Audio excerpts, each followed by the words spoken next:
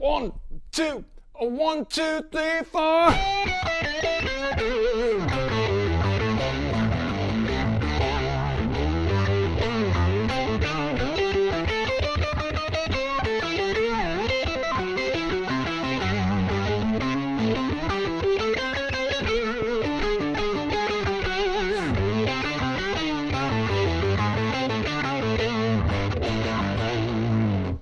Everybody, it's Paul Gilbert, and welcome to my guitar instructional DVD for my new album called Vibrato.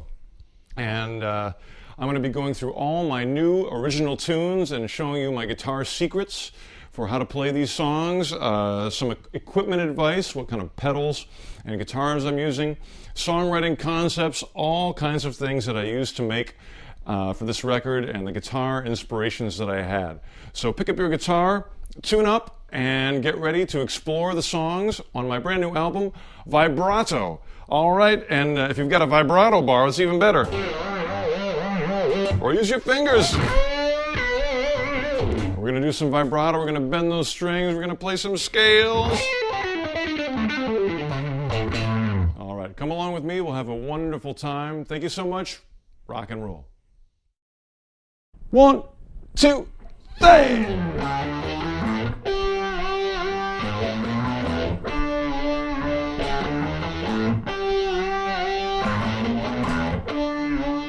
Couldn't sleep through the heat, felt the daylight through the sheets. Plus I need to get up, catch my enemies and put them all in jail.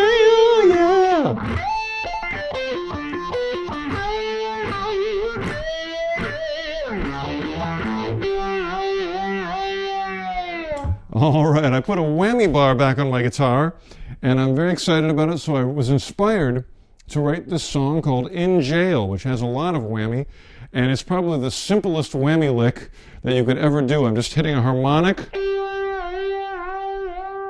and then having a good time with pressing that whammy bar down. So I'm going to begin at the beginning for the beginners, and that is these 4 chromatic notes starting on C sharp. I'm using an octave divider to give it a big, low, bassy. Oh, it sounds big. And then I'm just going up chromatically, and then hitting the open A. And then we've got our G harmonic. And the same thing happens, a string lower on the low E string, starting on G sharp.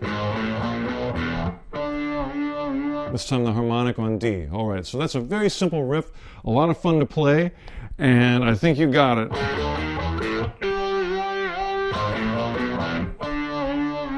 Now for the intermediate players, I'm going to give you the next part, which is a variation of that, but this time I'm playing it in the key of F sharp natural minor. So I'm going... That's a more dark sounding kind of scale there. And I'm hitting that high bar with my pinky on the 5th fret. And because it's a chord, right there I'm turning my octave pedal off, because the octave pedals really prefer to have single notes to deal with. If you put a chord through an octave pedal, it can get a little ugly. So right there, at the same time I hit this, I click the octave pedal. And then I go into my high melody line. Oh, let me get that high note right. There we go. There it is. Begins with simple F sharp minor pentatonic. A little slide into it to make it stylistically attractive.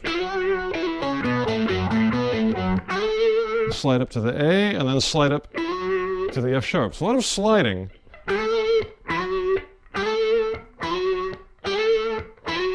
This makes it a little more vocally, and I'm actually singing with it. You know, catch my enemies and put them all in jail, yeah. So it's really matching what I'm doing with my voice. After that, I do a variation of that theme, but based on a different chord. So the notes are... Let me do it with my octave pedal.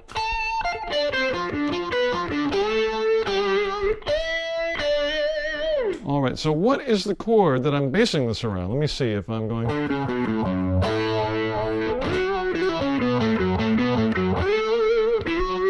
Right there. No, no. And then that's a D, like a D7. And after that I do a G7 with a sus in it. And I'm trying to outline that sound.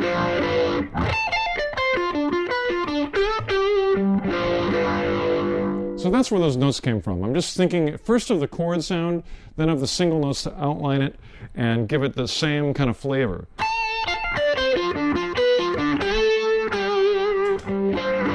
And at the very end, I do a sus with an E minor 7th chord.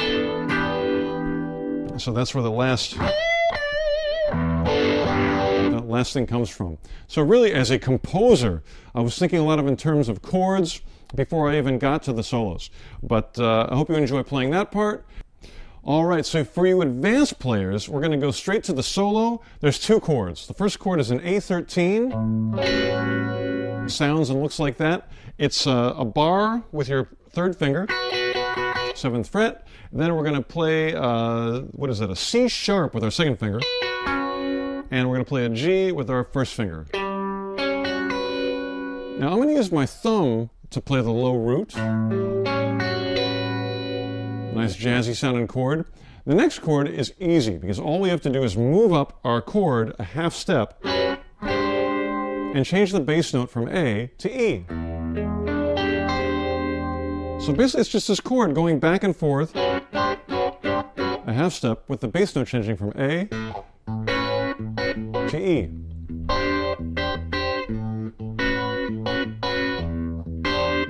All right, so that's the basis of the rhythm. Now for the solo, here's what I want you to try. I think every advanced guitar player has some vocabulary in playing blues. And then I'm going to play basically kind of a major blues over the 1 chord, over the A13. So this sort of thing. Those kind of licks, where a lot of the major 3rd and minor 3rd combined. That's a big part of it. Also, combining the what is it called? The major 6th. That's a nice sound in there too. So I'm going really fast because I want to get to the next part. And the next part, I'm going to try to play over this E7 sharp 9 dominant or flat 13 chord. Let me say that again. E7 sharp 9 flat 13. Yeah, it's a crazy thing, but I've got an easy scale, or I guess in this case it would be an arpeggio, to play over this. It's got 5 notes, and I'm going to show you what they are. Are you ready? Here they are. It's going to be G and G sharp. Then we're going to play C, D, and E. So it's 2 notes on a string, then 3 notes on a string. We're going to do the same thing an octave higher now. We're going to start on this G, and do the same thing. G and G sharp, and C, D, E. And again, up an octave, starting on the G. Same thing, 2 notes on a string, and C, D, E. So really we're just repeating those 5 notes in 3 different places. So you only have to learn 5 notes, you only have to learn 1 shape to visualize, and you just move it around in octaves.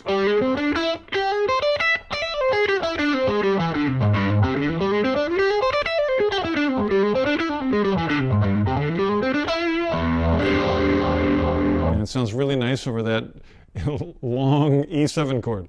All right, so let me show you how you might go between the 2 to have to outline that. So I'll play a little bit of the rhythm first, like.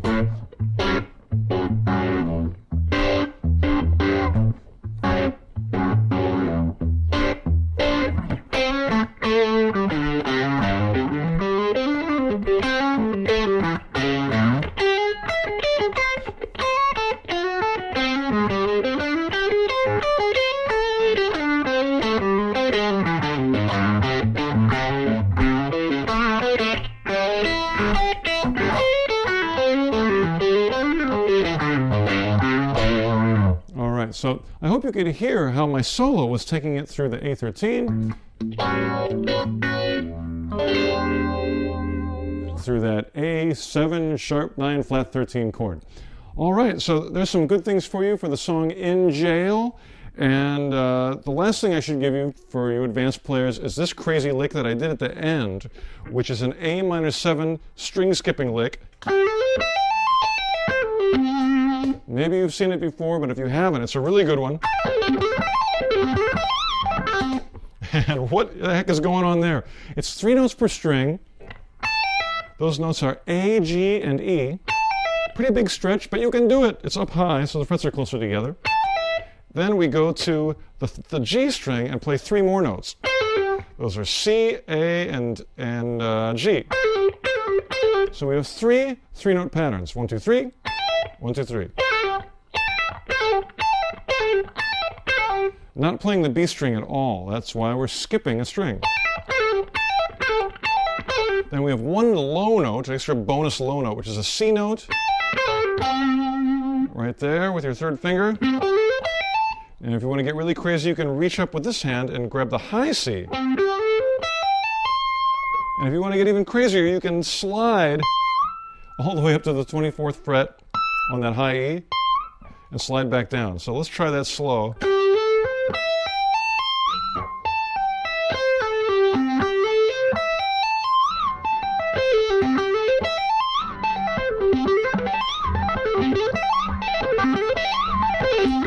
I suppose the one other secret in that is because I'm doing some tapping, I have to do a little bit of sort of a magic trick with my pick. So I temporarily, let's see, I guess I put it between my 2nd finger and thumb while I'm doing that, and then I'll put it back to normal. So let's see. I guess it goes between 2 fingers and 1 finger, and 2 fingers and 1 finger. That's sort of I sort of just take it on or off. So it's always consistently being held by the 2nd finger, while this one occasionally jumps out to get that extra tapping thing. All right.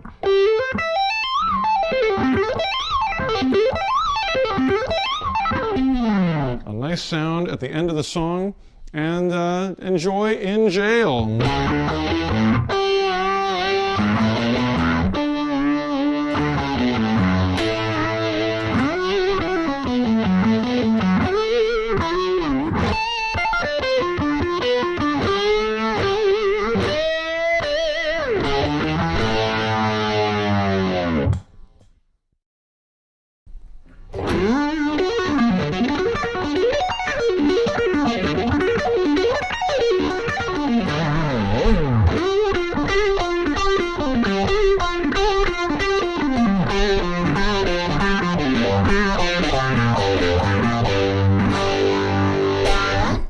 This is a song called Rain and Thunder and Lightning, and I'm going to show you a thing if you're a beginner, and a thing if you're an intermediate player, and a thing if you're an advanced player. So at the beginning part, I want to do the main riff.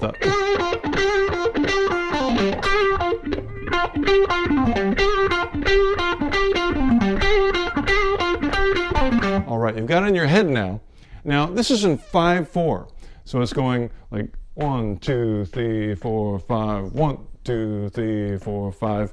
But I don't think you should have to count it. I think you can feel it. It just goes. That's easier to me than counting to 5. So let's look how to play it. It's basically just a pentatonic scale in G minor.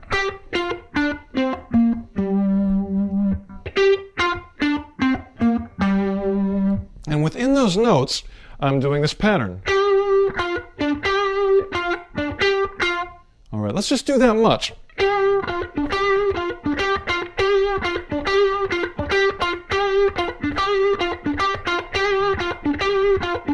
A little vibrato at the beginning to make it cool. And at the end, I do a quick pentatonic run using those 4 notes. To make it easier and to make it sound better or smoother, I'm using a pull-off right there. Just picking a downstroke, doing a pull-off, and then I'm picking the last 2 notes, like that. So that gets put into the end.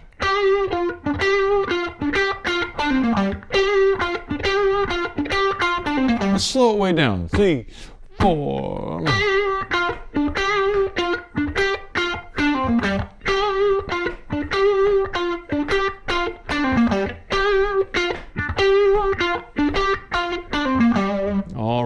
This is a really good exercise for your pinky because it's part of the fast lick to use your pinky and to throw it in there. But the nice thing about this, it's up fairly high on the neck. We're up in 10th position. So the frets are closer together, so even if you've got smaller hands, your pinky should be able to reach out and get that.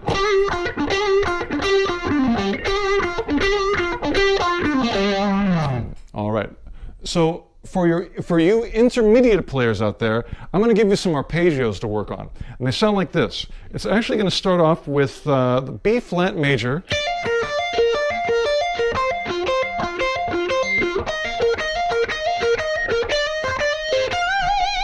And you can hear each arpeggio outlining a chord. The first chord is B flat major. The second chord is an F major, but with the third in the bass. 1, 2, 3, that's how you know it's a third, you just count up a scale. For that, the arpeggio I'm going to play is this one. Now there's two ways you could play this. One is to pick every note, which I think works pretty well at that tempo. But this song's pretty quick. Because it's quick, I decided to make it easier on myself and to do more hammer-ons. So I'm doing an upstroke and a hammer-on, and that second note is coming with the power of my pinky thwapping down. I don't know if thwap is a word, but it's onomatopoeia for when your finger goes thwap and gets that note. And then followed by the low F, string skipping to the G string. Same technique for the first one. Also getting our sort of a mini thwap because we don't have to stretch as far.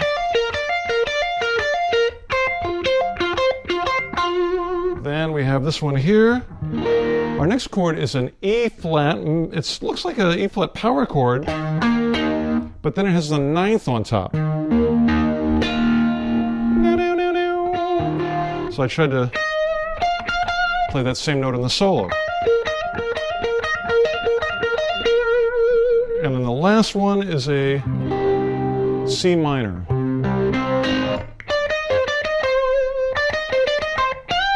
And I just ended with a bend. So let's put these all together. We go 1, 2, 3, 2, 2, 3.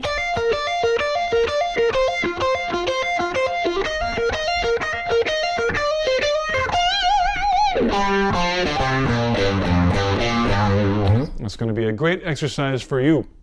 Now, for the advanced players out there, let's take a look at the augmented chord at the end of the song. This one's crazy. It's an arpeggio based on D augmented. Here's a D augmented chord.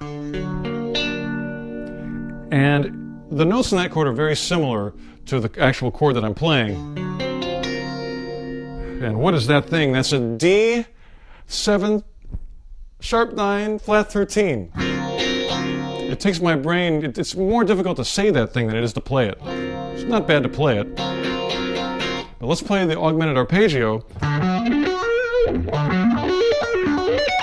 That's going to outline that. Now this is simpler than it looks. It's just 3 notes. And those 3 notes are, and I'm going to start from the top, which is B flat, F sharp, and D.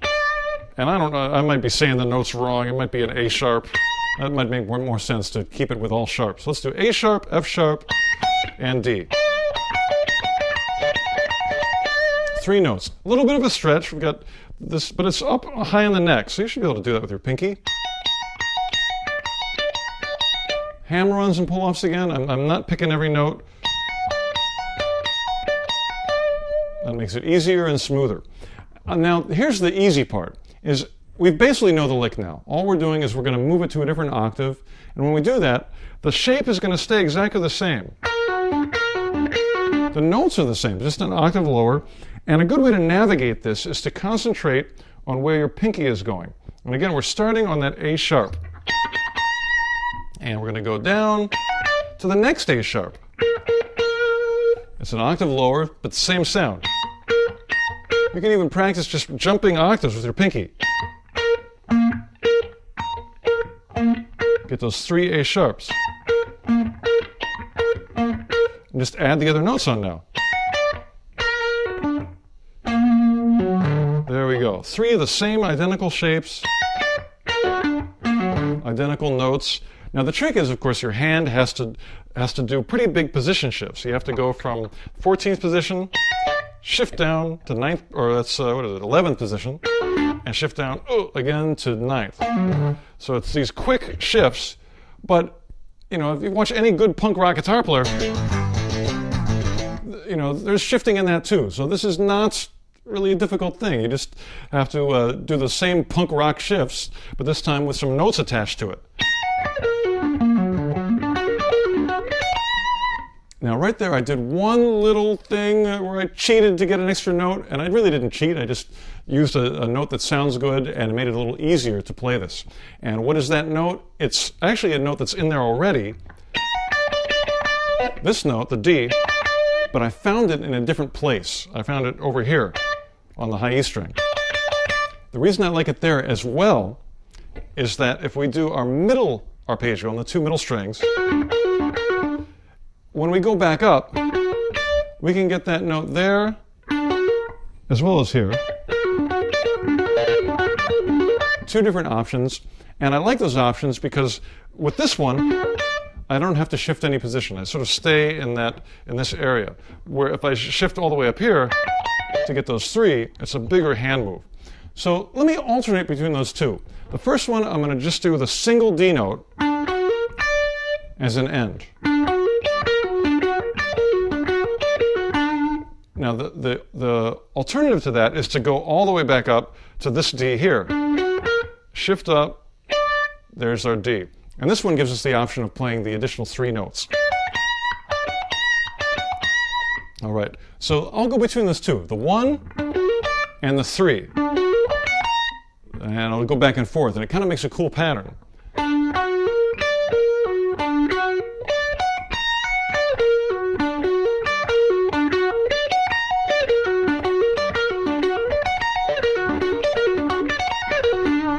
A little distortion on that. Have some fun with it.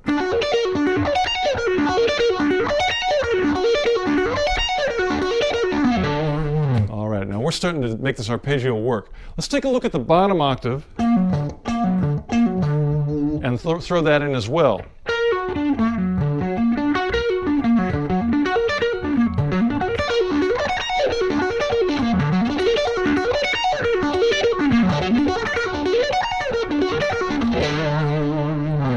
And I ended with a high D note.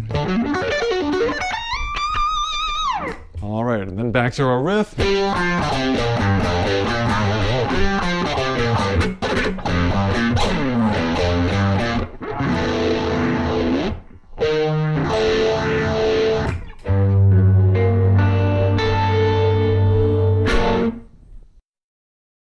One, two, three, four.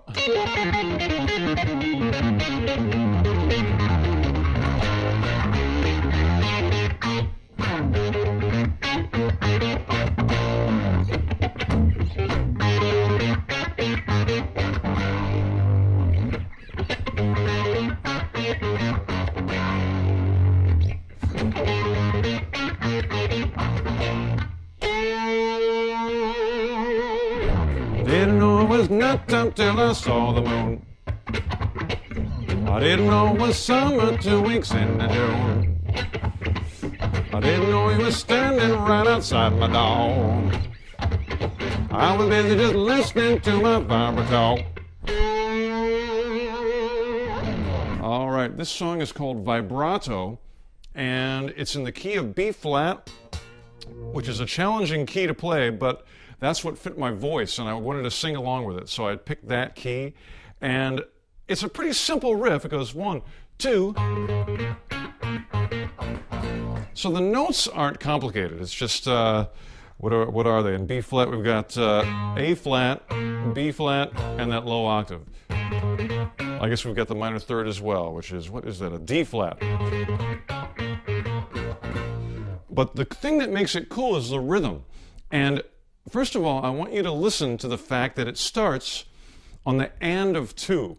So if I count 1, 2, 3, 4, 1, or let me count with the ands. 1 and 2 and 3 and 4 and 1 and 2 and. That's where it starts. 1 and 2 and 3 and 4 and 1 and 2 and. So here we go. 1 and 2 and 3 and 4 and 1 and 2. So it starts in kind of an odd place, and maybe the first time that you listen to the song, because I don't count it, you might go, man, I can't really tell where 1 is, and then the band comes in and you go, ooh, now I get it. So that's always a fun thing to do, is to start on sort of an offbeat, syncopated accent, and then when the drums kick in, the listener knows what's going on. So that's what I did in this riff, and let's look at what happens. If you're a beginner, I'm doing alternate picking,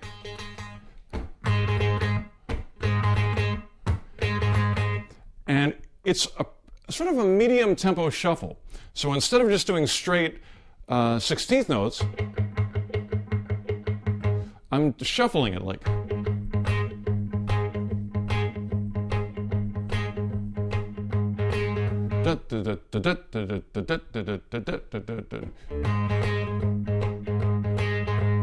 So that's a really musical and groovy feel to develop with your alternate picking. So that's how it begins. Then I add some notes from the pentatonic scale that we've already talked about. All right, so that was just the seed of the idea. I came up with some lyrics for it. And then to expand more on it, I changed the bottom bass note. And that sort of creates chord changes in the head of the listener. So it began with the root, which is B flat, 1, 2. All right, so you're thinking B flat, but then I threw in that G. And even though that's a G, it's actually the first inversion of an E flat chord. So if I play an E flat, like this E flat 7, the third step, 1, 2, 3, is a G. So that's kind of what I'm making the listener hear. Even though I'm playing the G note, it's actually the third step of that E flat chord. So really the underlying harmony is like, that's sort of like a B flat minor, and then the next chord would be an E flat 7, but I've got the third in the bass. All right, so that's where that note came from. The next note is F sharp. All right, and that, let's see what that is. That would be like an F sharp major, but it has the sound of Lydian hidden inside it. Because if I wanted to play a scale based on that, that's the sound I'm going for, which has the sharp 4.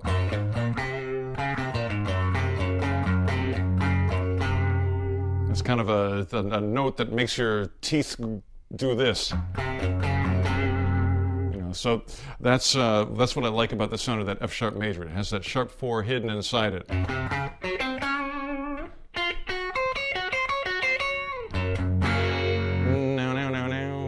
So that's the places that I take the riff by using those ending notes.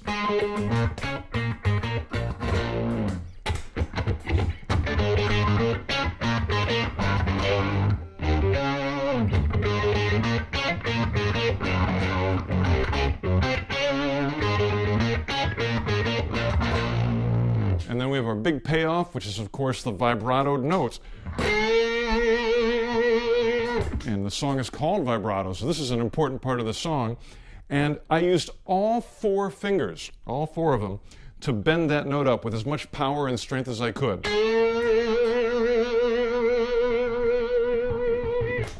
All right, now, a lot of guitar players tend to use 3 fingers, and there's certainly nothing wrong with that, but I decided to try to use all 4, and it really gives you a lot of power. It also gives you a lot of space for your calluses. You sort of construct one big giant finger that allows you to bend that note up for a long time without any pain or blood or agony. It just feels good. The one other trick that I did is when you're shaking a string around that much, it can cause the other strings to make noise. And sometimes those noises can be cool too. You just sort of have to see if you like it or not.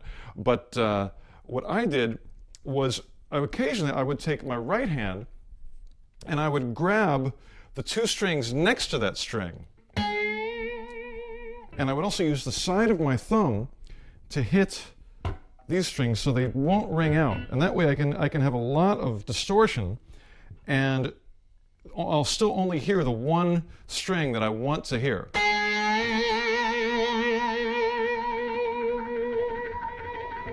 And when I recorded this, I was right in front of some really loud amps. So I got a lot of sustain. It would go really for as long as I could hold it. I could have that note happening. And when we finished the song, Thomas, the drummer, said, "Man, that looks like so much fun. That makes me wish I was a guitar player." So I hope everybody wishes they're a guitar player when they hear. And that's just the most fun thing to do with an electric guitar, is to shake that note around. All right, so if you're a beginner, I think the place to start is to be really aware of starting on the and of two. This can be a tricky place to start, so let's try it. I'm going to count to 4, and I'm going to keep counting, and right after I count to 2, we'll start the riff. So if I go 1, 2, 3, 4, 1, 2. 1, 2. 1, 2. 1, 2. There we go, you got it. All right, so if you're an intermediate player, we got to get into these bends. And again, the 4-finger bend is one I recommend. And one thing you can listen to is the speed of your vibrato. Right there, I was doing it pretty quickly. It's like, whoa, whoa, whoa, whoa, whoa, whoa, whoa, whoa, whoa, about that speed. But also practice slowing it down. Let's try a much slower vibrato.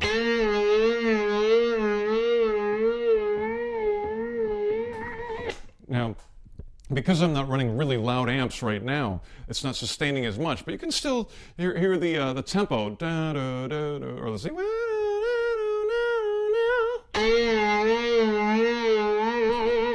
All right, and I ended it with some fast stuff. It's nice to be able to do both speeds. Do the middle, or do the beginning slow and then end it fast. Or we can do it really slow. Let's try, let's see.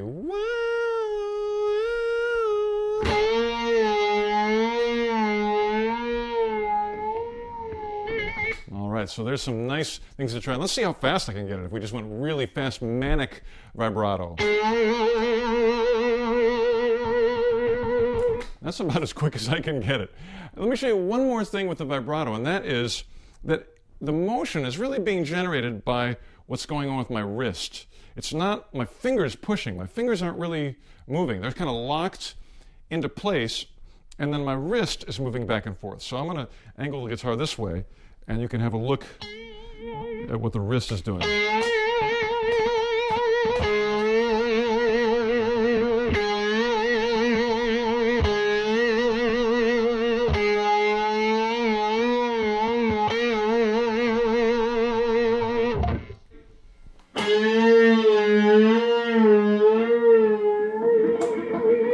Last one.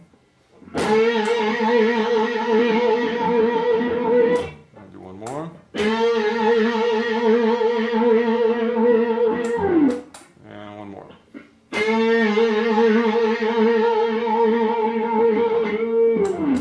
All right, and for the advanced players, let's get to the solo. And the solo goes through some chord changes. Like I described earlier, it starts off with B flat minor, and for that you could do pentatonic.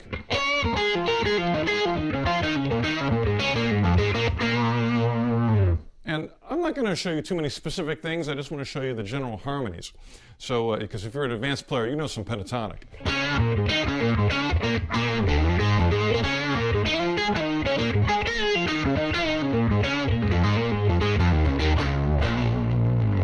And maybe the other thing besides the notes is the rhythm. I'm trying to stay within that shuffle groove,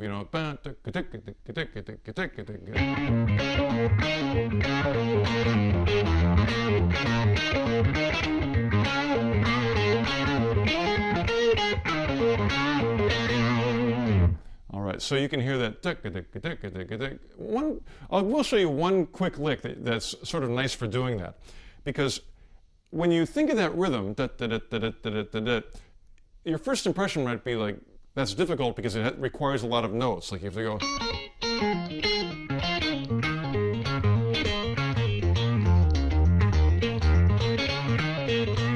But you can cut down the amount of notes and make it simpler and still sound really good by doing a phrase like this, like 1, 2, 3, 4.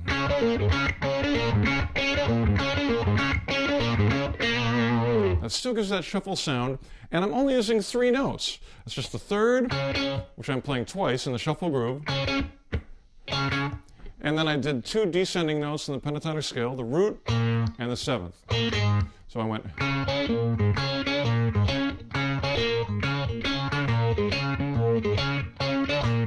Something like that. You can improvise with it, but I'm doing a pattern similar to that. 1, 2, 3, 4.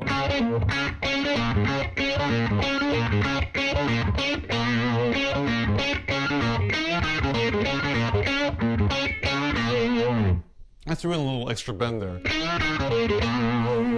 Well, that's a great way to get a shuffle feel without having to have a ton of notes. All right, so the next part of it is when it goes to the E flat 7 with that G in the bass. For that, I'm going to go from my kind of strict pentatonic soloing to more of a Dorian sound, because the Dorian scale in B flat has that G note as really the character note of the mode. And that's going to outline that bass move perfectly. So if I go, let me see, 1, 2, pentatonic,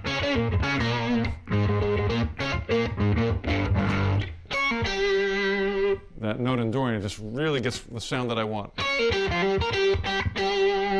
Then the next one, for the F sharp Lydian, let's play an F sharp Lydian. Now the trick is, I might not have that much time because these chords go by pretty quickly. So I really want to pick out the important notes of F sharp Lydian. And what are those? I think my favorite are those are the notes that make Lydian sound like Lydian. It's the root, major third, sharp 4, and the 5. Now, now, now, now. And I want to learn that in 3 octaves.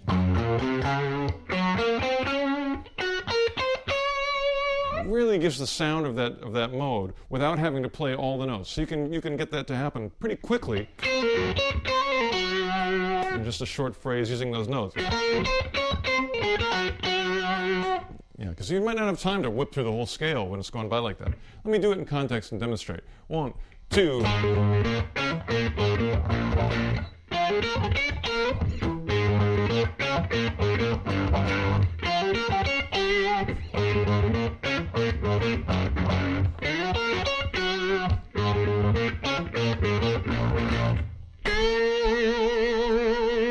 All right, so that gives you a way to solo over those changes. And that is the song Vibrato. And whether you play this song or whether you play any song, please take advantage of the fact that you are an electric guitar player and find all the places that you can to bend. That's what I did at the very end of the song. I repeated the line, and in each hole I did a different place to bend. So like this, 1, 2.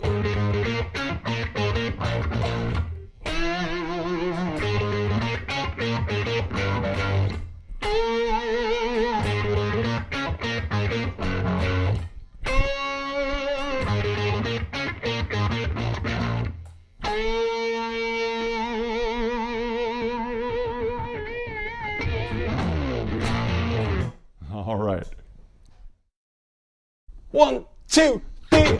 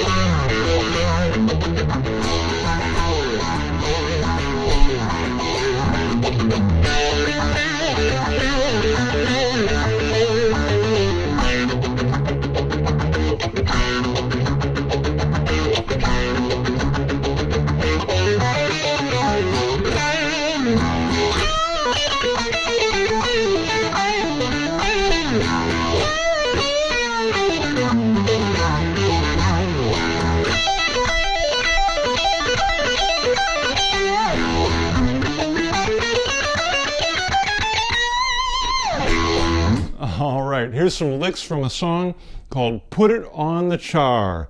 And I'm going to give you something first for the beginners. And this is the main riff that...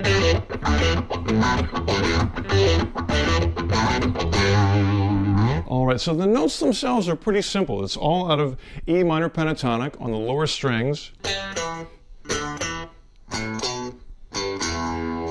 But the tricky part, and it's worth doing this tricky part, is the chickas.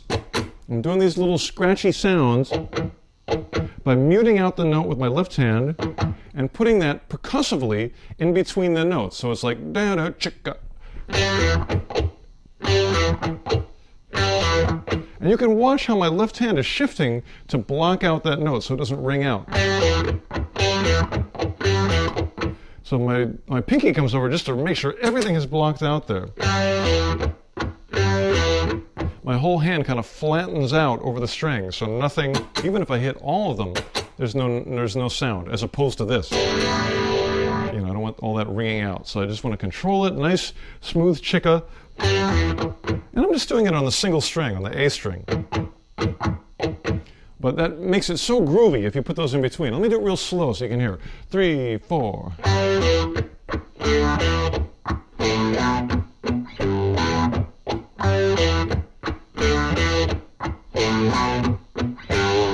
All right, you can do this trick. Now let's speed it up a little bit. 1, 2, 3, 4.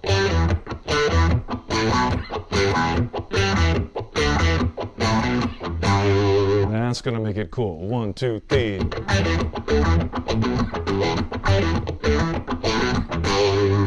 I should mention real quick that for most of this song I'm using an octave divider. I'll play without it for a second in case you don't have one. You just hear it sounds with a sort of a plain sound. 1, 2, 3.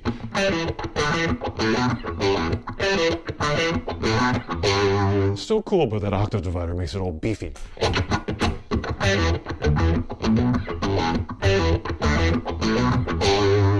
All right, so that's a good one.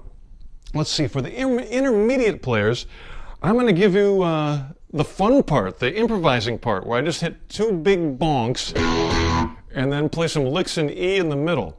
This is, first of all, just a great exercise, because what I want you to think about is it's your job during that space in between the bonks with using your guitar, you have to send the audience what the groove is. You know, even though you're playing a solo, I don't want you just to go whittly whittly. I want you to, you know, put some sort of rhythmic content in it. So, for example, if I go,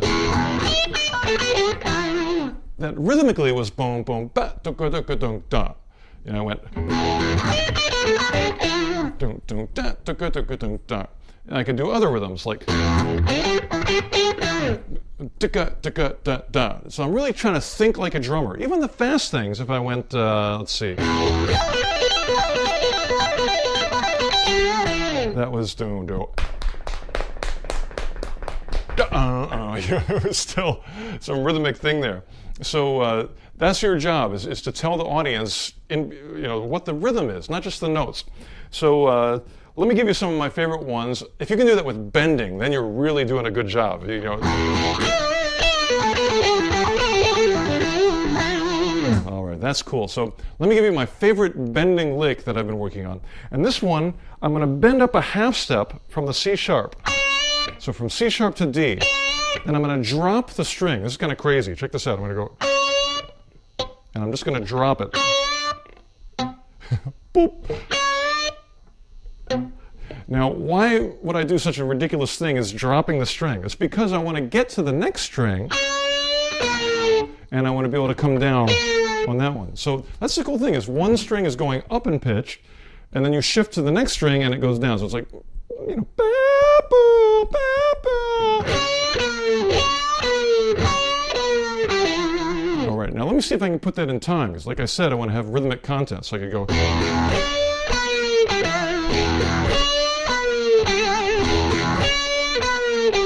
So it'd be dum dum ba ba ticka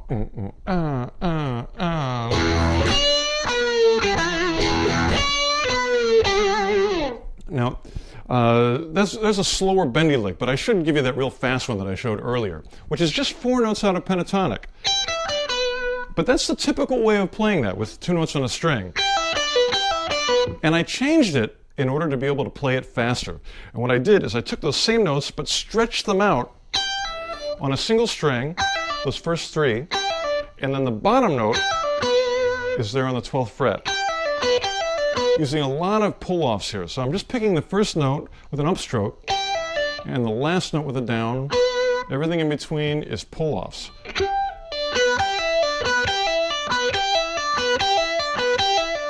Make sure when you play it slow that you listen for any string noise. Make sure that all those notes are nice and clean sounding and separate.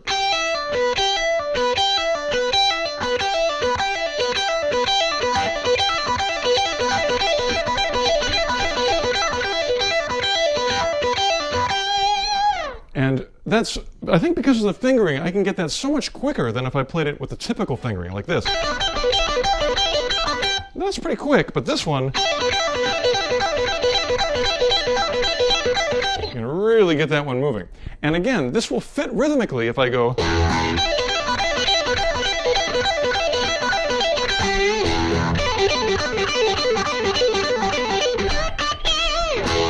All right, so that's a great fast one for you.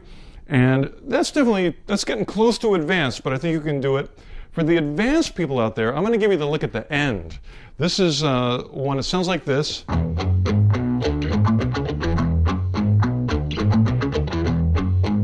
Again, my octave divider is making that sound really big. It's just 5 notes at the beginning with an open E string.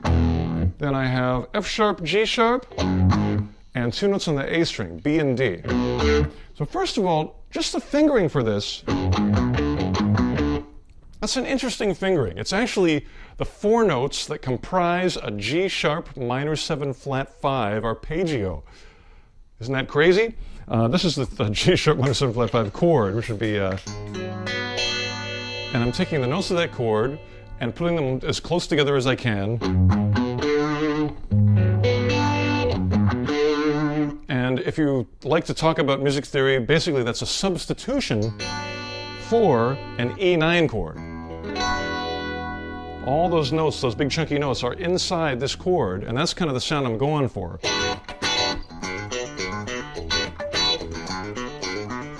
All right, so that's how I made that riff. After that, I just did a really fast scale in that same key, and it starts on G sharp. 3 notes on a string. This is a nice easy shape. Just a half step shape and a whole step shape. And I'm trying to get the scratchiest sound that I can out of my pick by picking lightly and using a pretty significant angle. My pick is not flat, it's angled at about a 45-degree angle.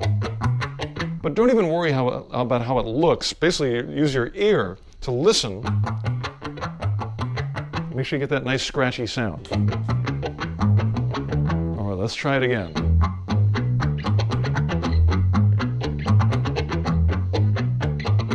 So you can use your ear to get that chick, chick, chick, chick, chick, chicka, chicka, chicka.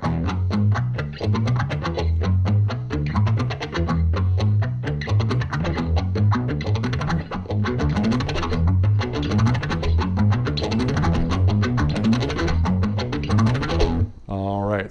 So that one, that's a challenger. And we did that super fast at the end of the song. And for the improvising over that, I'll show you one cool scale that I used. It has some pedal tone licks in it. It sounds like this. Now, pedal tone is when you have one note at the bottom or top of something. In this case, it's a D note. And then I kept going back and forth between that and other notes.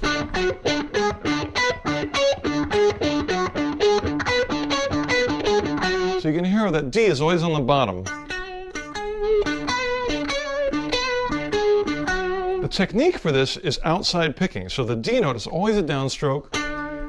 Every other note is always an up. So that's an easy way to remember it. It's always down on the D, up on everything else. And that sounds great over that E sound.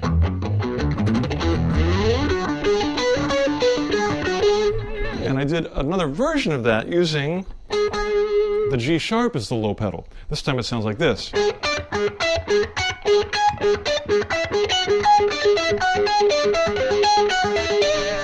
All right. These are really easy to visualize because the notes that basically your first finger is playing that G sharp, your other fingers are just doing this whole step shape.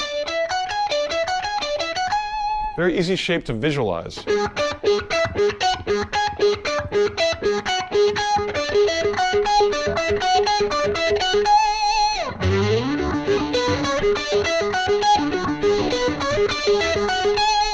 Those are some great sounding notes to play over that. All right, so you got it. That's put it on the chart. A 1, a 2, a 1, 2, 3, 4.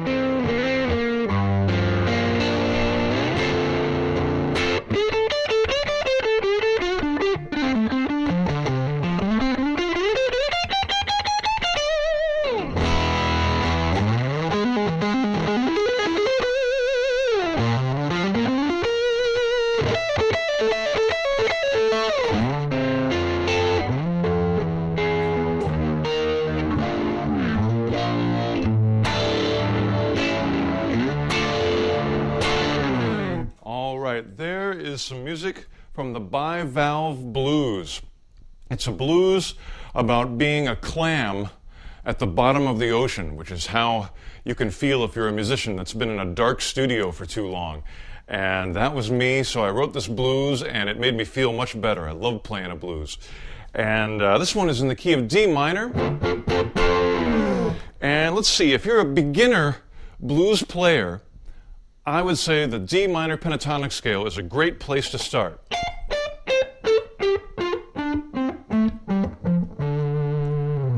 Almost every guitar player in the world knows that scale, and if you don't, you've got to learn that one. Let me play it really slowly again.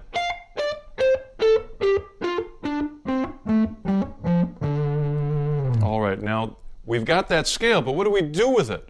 What I suggest to do in a nice slow blues like this is to actually sing small phrases and try to copy it with the notes in that scale, and lots of bending if you can. For example, if you go ba ba da da ba ba ba ba ba ba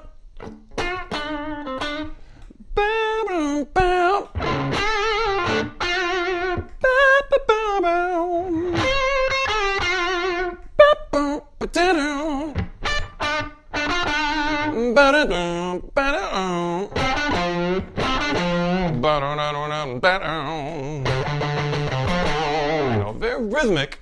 There's nothing really fast in here or that technically challenging, but it really gets you to know where those blues notes are, and you can go right for them. So it took me a lot of practice to do that. Again, it's not as much technique practice as it is memorizing where those notes are. There's a lot of good notes, you just have to know them in advance. So if I sing, I can find it on the first try. And that's not talent, that's work. It's just working with that skill a lot and just memorizing where the notes are. So if you're a beginner, that's a great place to start. And let's see. Now, I played the really straight ahead pentatonic scale at first, but there's a couple really common places to move that are connected to this.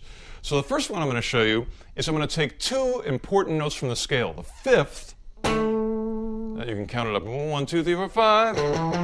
That's why it's the fifth. And the third, the minor third. 1, 2, 3. That's why it's the third.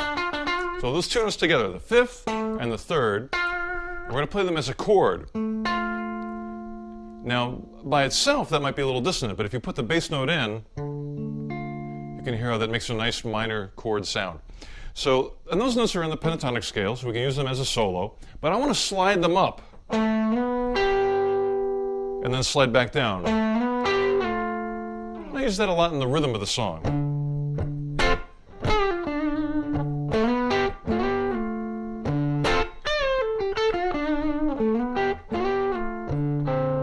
Now the main chord is a D minor 7th chord. With a couple ways to play that. Right there I played it with the thumb and a bar with my first finger. 3 notes on the same fret. But just as commonly I'll play it with my middle 2 fingers, the 2nd finger on the bass note and the 3rd finger right there. So this is a great exercise. If you can just play a chord and play a short phrase that's sort of a singing type of phrase afterwards, it'll really improve your blues playing. And it doesn't require a lot of technique. It just requires some musical love of the blues. So 3, 4.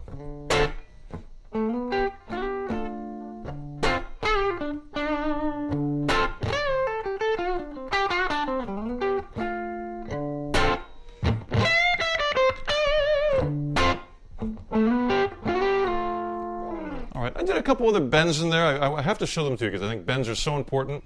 Up here I did a half-step bend from the 9th to the 3rd. Right here is the 7th to the root.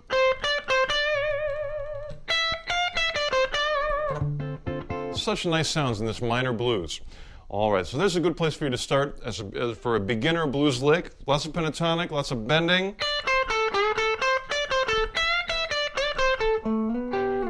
Little slide there. This is all in the sort of D as in dog position of the guitar. And the thing I'm going to give for you intermediate players is learning how to play D minor in a different part of the neck. And D is an interesting key because, you know, we're all guitar players, and I think we tend to have the same habits. I know I do. If I hear the key of D, my hand goes right there. That's where I see D. It's the easiest. But those notes exist in other places on the neck, and it took me a while to learn them, but I want to show you the ones that I think are really useful.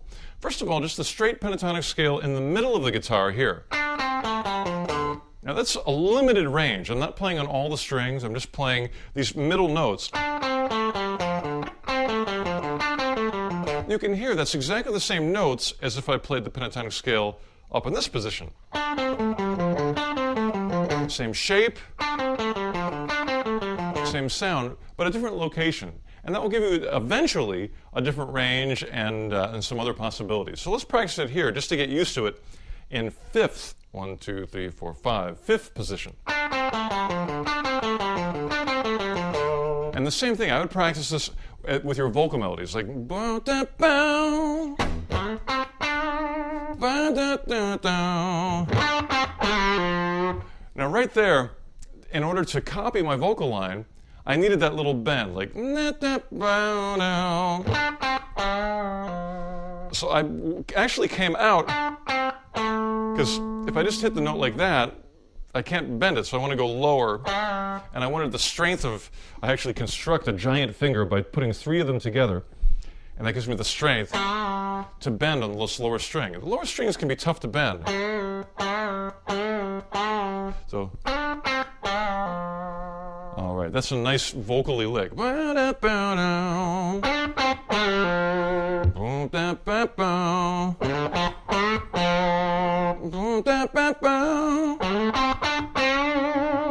So I'm really getting used to this position of D by singing.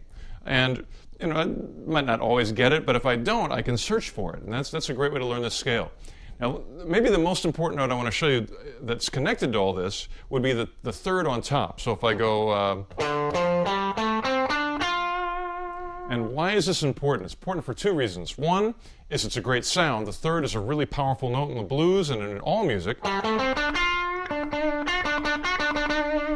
But the other thing is, as a guitar player, you have to adjust your fingering to compensate for the way the B string is tuned.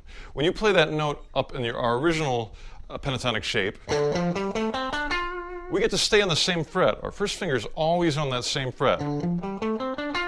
Isn't that nice and convenient? It is.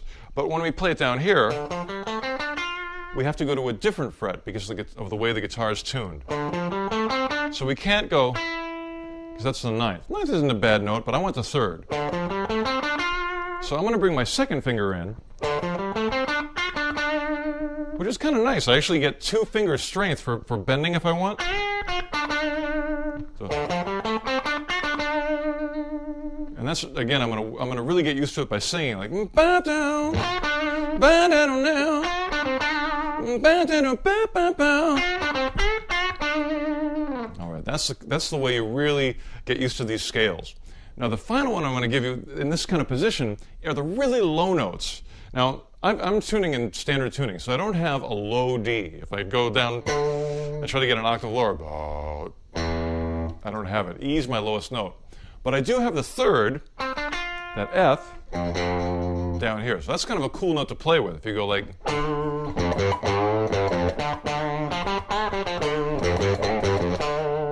I want a cool note to bend. A lot of good phrases down there.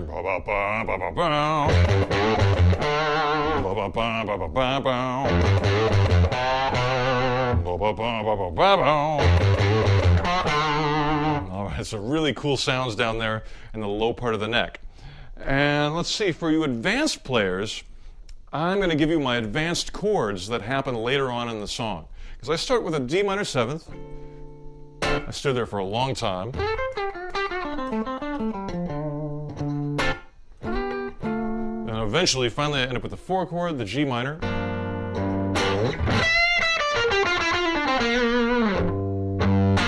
And then I go back to the D minor. So everything about the blues here is normal so far. But then we hit an E major. And that's kind of unusual. This is actually like a 2 chord. And what are we going to play over this E major? I'm going to play a couple things. I want to try this. First of all, an open E string. And I'm going to play a melody on the B string. And I can just improvise with those notes. The notes that I chose are out of the Phrygian dominant scale, which sounds complicated, but it's not really.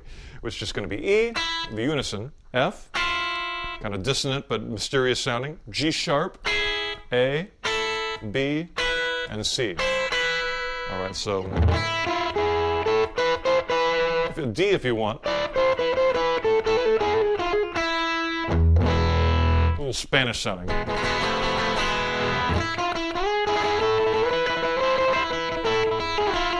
That's nice for an easy phrase. If you want to play something faster, you can play a 3-note per string Phrygian dominant scale.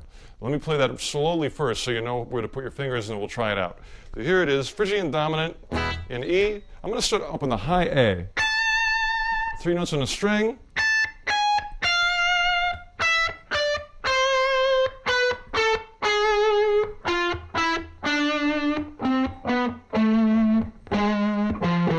Okay, one more time.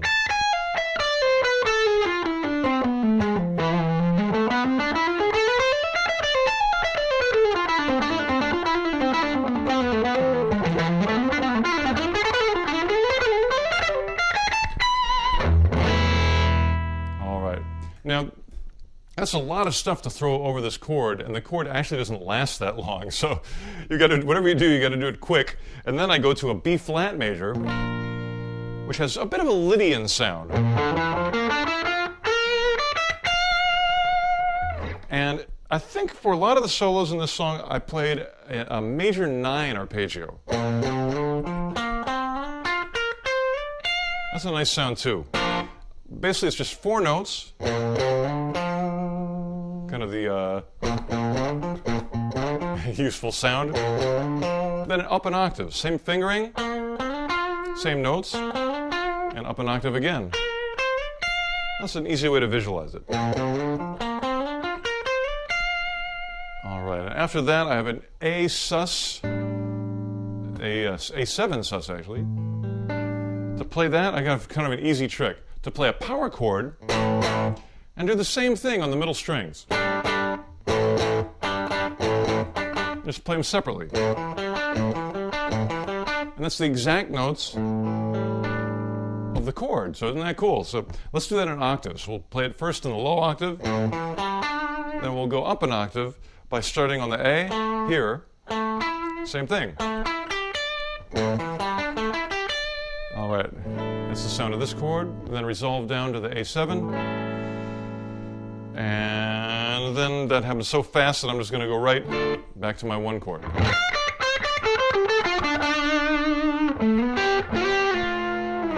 All right, so no matter if you're a beginner, intermediate, or advanced, I think the most exciting part of this kind of style is to try to play what you hear in your head.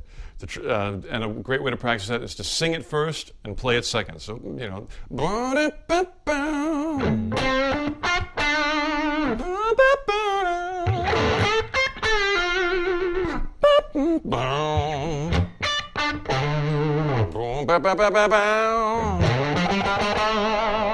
Really a fun exercise, very musical, and it's completely a different sound than if you just play scales up and down like an exercise.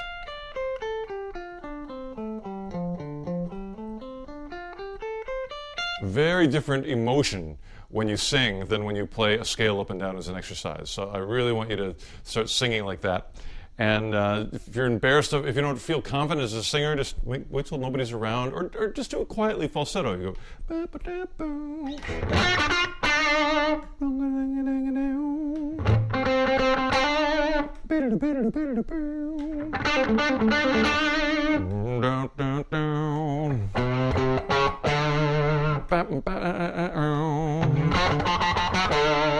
All right, I could do that all day, but I'm going to let you do it, and I'm going to just play a little more blues for you, so you can check out some ideas. 1, 2, 3, 2, 2, 3.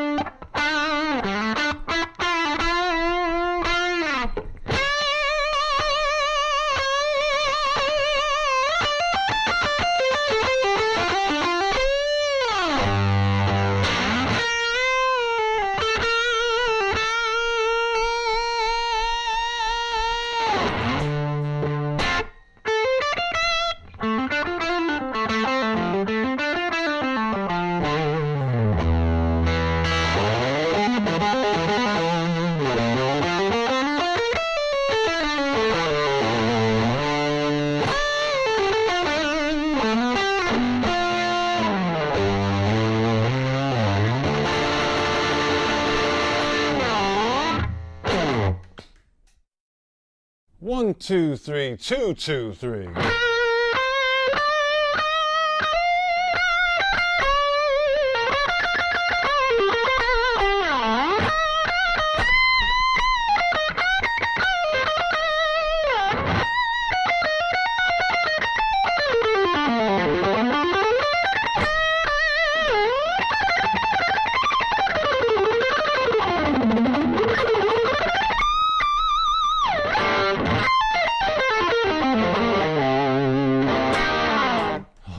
There is an approximation of the solo that I did in the song Atmosphere on the Moon.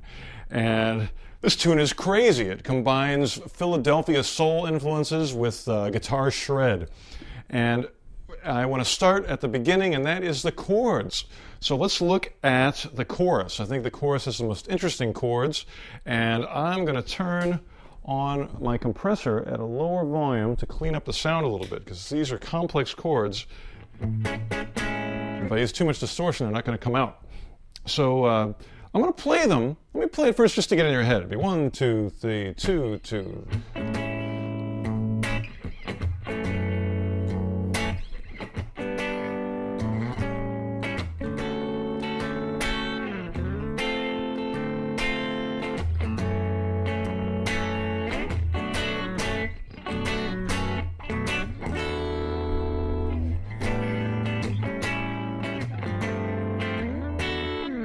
right, there they are. Those are the chords, and I want to show them to you fairly quickly because I know you've got a rewind button, or you can go back and watch this again. So I'm just going to do each chord one note at a time. I'll tell you what it is and then I'll play it. Are you ready?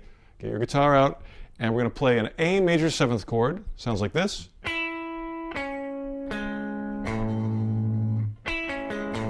All right, then an F sharp minor 7th.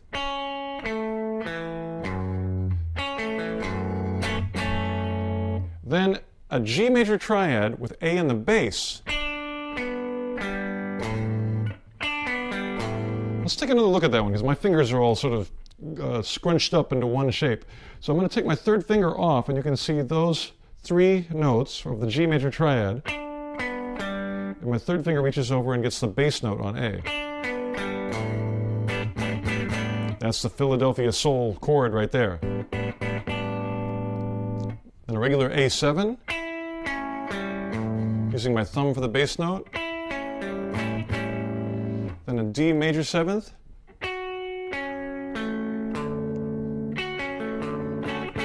D minor 7th.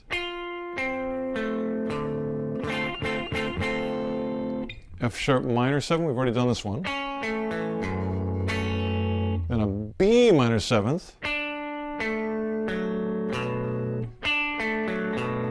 And I just go between that and the F sharp minor over and over again.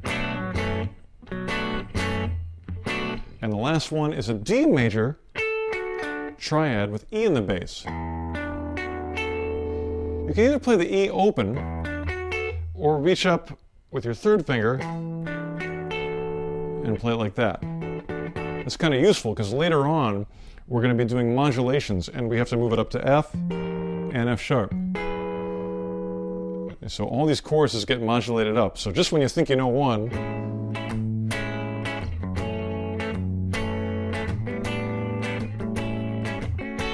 and the next time it comes around, it's up a half step.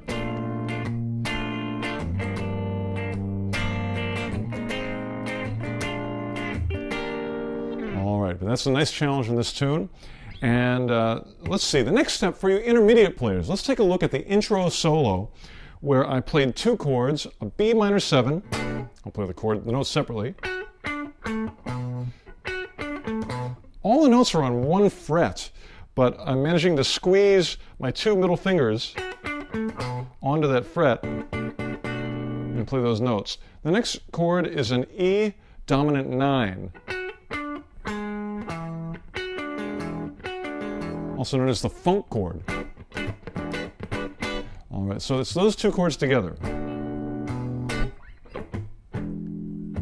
Sort of a slow 6/8 groove. And over that, you can play a B Dorian scale. And by good fortune, the B Dorian scale over the B, all those notes also sound good over the E.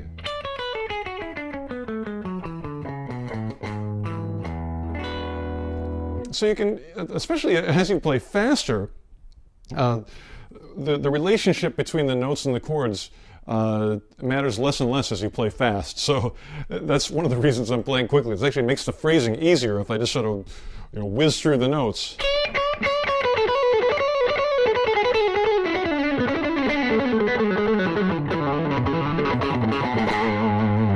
All right, so that was a quick phrase there, and I don't think it would be useful for me to explain, to slow that whole thing down. It's going to be impossible. So I just want to show you some small tips on where to begin in taking a scale shape and being able to go all the way through it.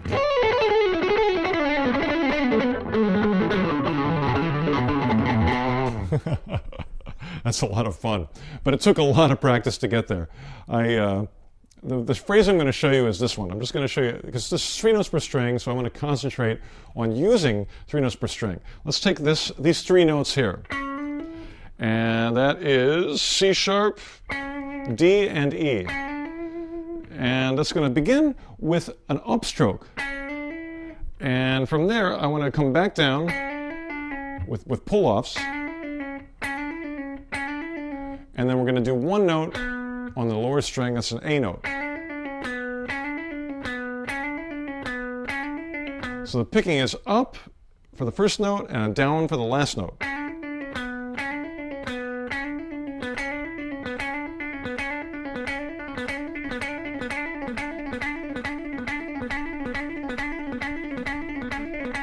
And I can't tell you how many hours I played that lick when I was a teenager. I really put a lot of time in to make that strong. It's very driven by the left hand.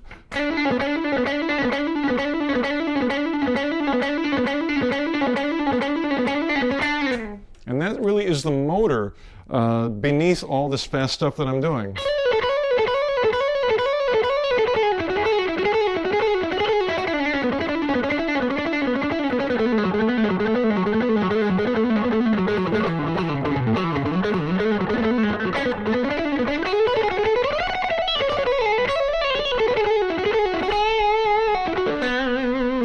Now, as I get going, of course, I've been playing for decades now, so my hand has invented variations, but I think that basic lick is a great place to start in getting through those 3-note per string scales. All right, now the last thing I want to look at is the solo. This one is in the key of B flat, crazy key, and so that's why I overdubbed it. This is one of the few solos on the record that I actually overdubbed and didn't play live. And I did that because I took one look at B flat and went, I'm not ready to do this live. I need some practice. So I tried to start off by imitating the vocal melody. So that's something like this. It's, you know, da da da da da da da. So it was like.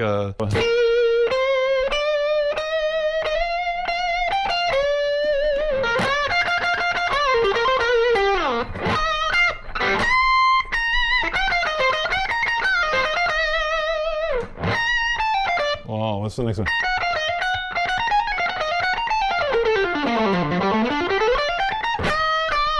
All right, there's a lot of stuff in there. Let me slow it down a little bit. So again, we're in B flat major, and I'm taking the B flat major pentatonic scale as sort of my main shape. You know,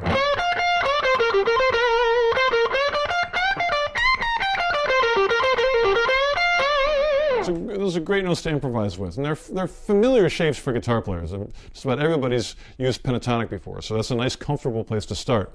But then I do have some chord changes. Somehow I have to play over those and alter my shape a little bit.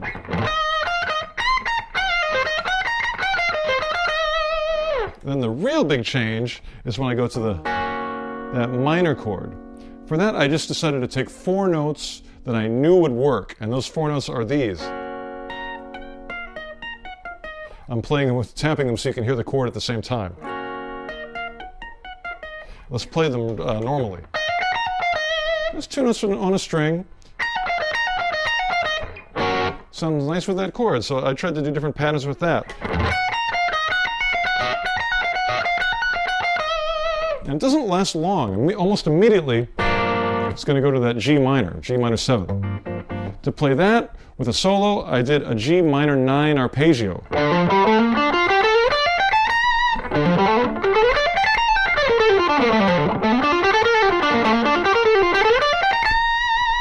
This is actually pretty easy to play because it's only 5 notes. Here are the 5 notes.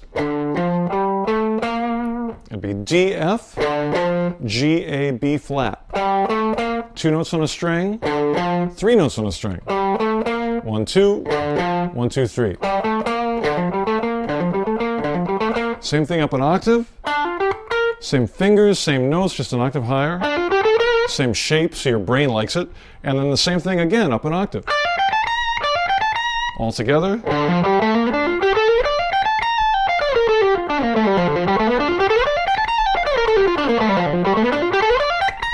And that's a nice sound over that G minor chord.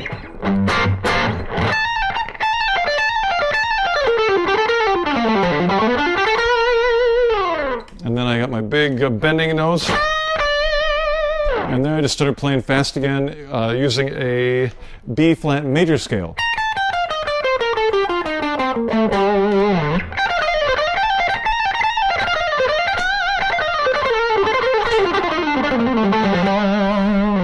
All right, right, so I should give you one more lick to work on there, and I'm going to give you this picking lick where let's just practice doing a 3-note per string, B flat major scale, way up high.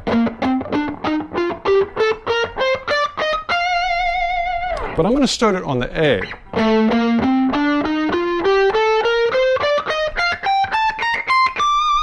There we go. That way when we end, we still have room. We don't run out of frets.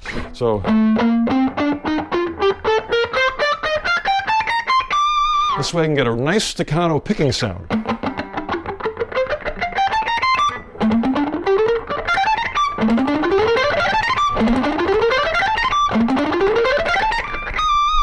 All right. That I must admit, I had to do a couple takes to get it right. It takes some practice. I'm going to turn up my compressor, see if that helps me out. All right, so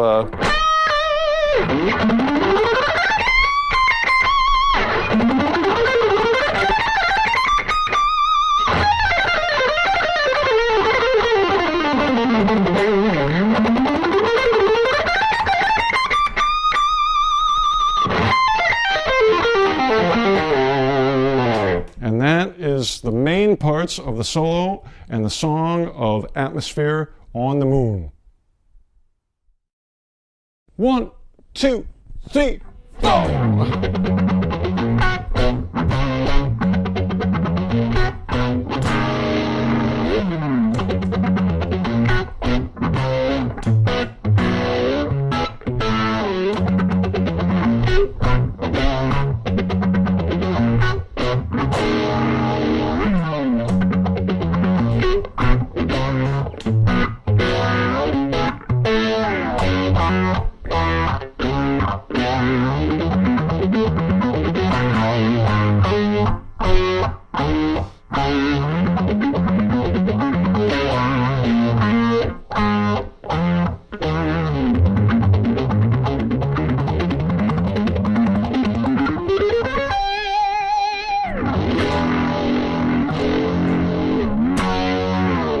There it is, it's the pronghorn.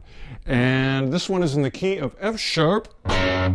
And for you beginners, I'm going to start you off with a picking lick that is a single note. It's a single F sharp on the A string.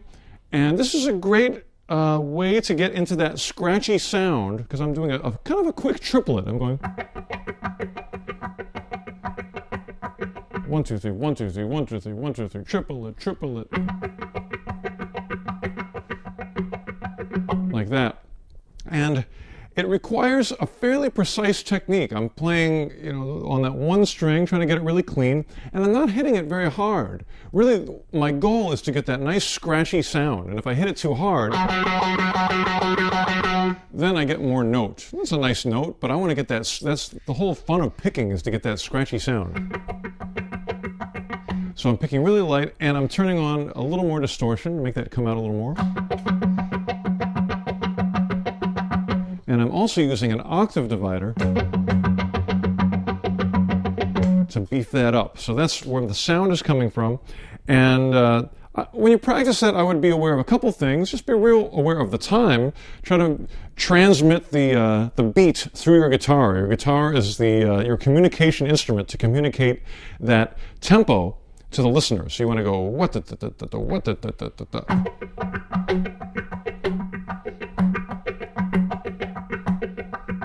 All right, that's a great technique to build. And let's see, the next thing is for you intermediate players. Let's just keep on continuing the riff. We'll begin with that, but then we do this lick where we do a 3-note chromatic phrase, E, F sharp, or I'm sorry, E, F, and F sharp, and then we reach down and get the low A sharp. Now I want to see what kind of stroke that is, because this is the first time when we've had to go from one string to the other. So if I start with alternate picking, which I am,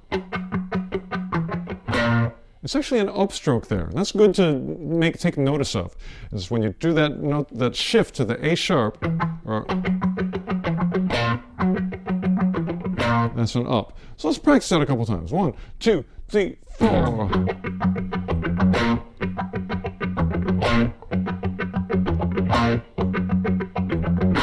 All right, now as soon as we do that, we've actually got a big jump up to this it's a pretty far jump. I'm going all the way up to the F sharp on the 7th fret of the B string. So now let's see what this stroke is. If I go, it's actually another upstroke. Now, that's crazy. I'm doing 2 quick upstrokes in a row, but that's how I do it, so that's how I'm going to explain it to you. Let's have a look at it again. I'll do it slower. 1, 2, 3, 4. There it is. After that, I've got 3 chromatic notes on the low E string. A nice little syncopated rhythm, B, C, and C sharp. So it sounds like this. 1, 2, 3, 4. Oh, then I got to start on the right note. 1, 2, 3, 4.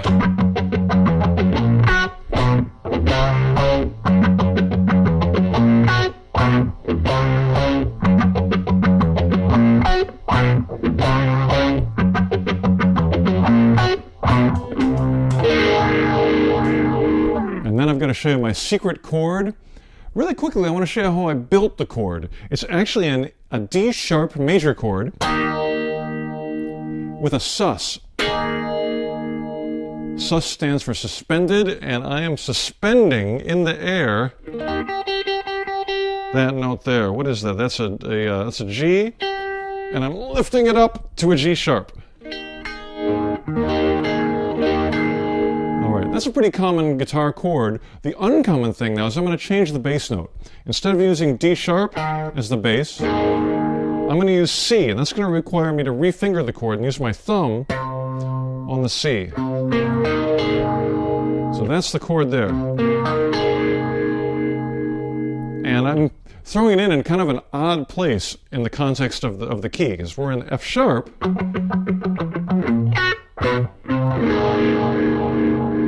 So that, to me, that sounds so crazy that I wanted to stay on it a little bit longer. So I actually sustained that for 2 beats. So just give you a chance to taste the flavor of that chord. So I go.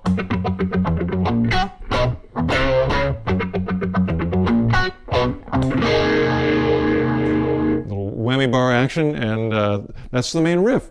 All right, so for you advanced players out there, I want to look at a 4-note phrase that I threw in the B section, or the B section. Again, it starts out in F sharp. I'm doing the syncopated, very simple riff. 3, 4.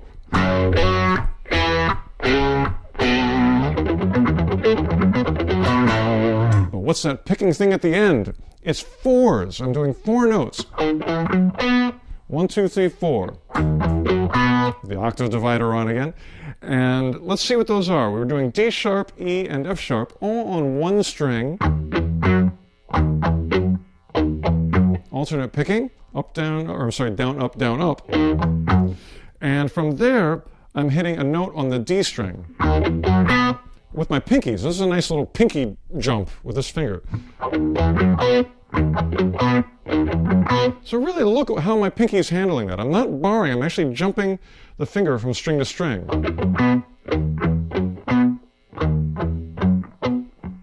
So there, it's moving like that. That's great training for your pinky. And the next note, we're going to actually repeat the same riff, but this time we're going to end with an A note. That's going to use your second finger. I'm just going to go back and forth between the 2.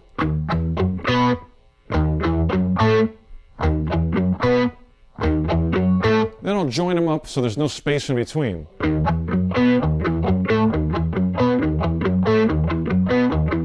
A lot of muting with this hand, so it makes the notes nice and short and staccato.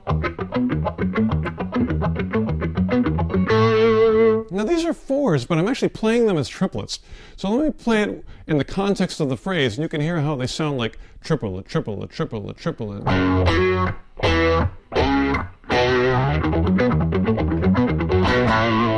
Now the end is very simple. I just do 1 more ending, same beginning, but this time I go to the low B. And then slide down to the A. So that whole thing's slow. 3, 4.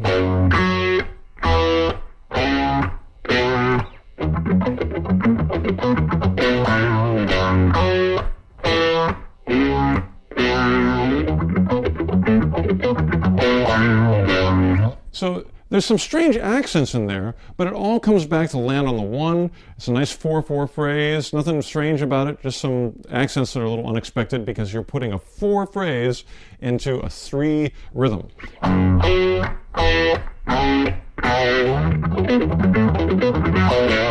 From there, it just modulates up a whole step.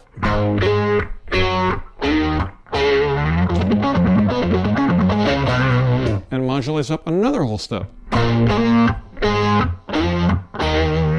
But this time I extend that fast-picking phrase, and I got a lot of notes on the lower 2 strings. Nice big chunky sounding strings.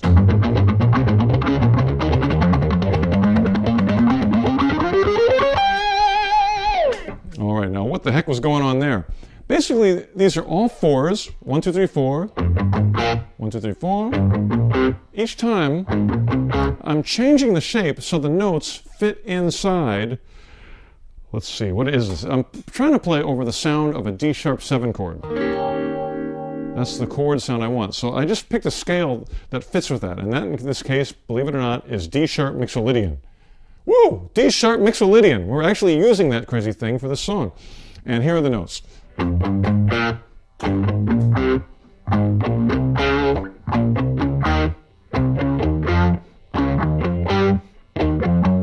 Oh, sorry, I screwed that one up. It's a whole step. There we go. And then this one I continue all the way up.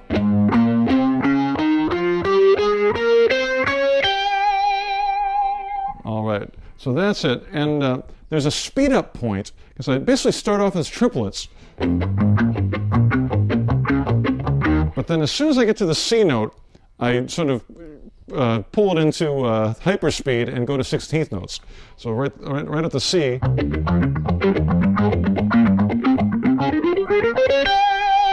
So let's hear this in context. I just wanted to slow it down so you can find what the notes are. And you're an advanced player, so you've probably done D-sharp mixolydian before. And if not, that's what it was. All right, now let me put it in context of the riff, and so you can see how it comes in and fits with the beat of this. So if I'm going from the B flat, 1, 2, buckle my shoe.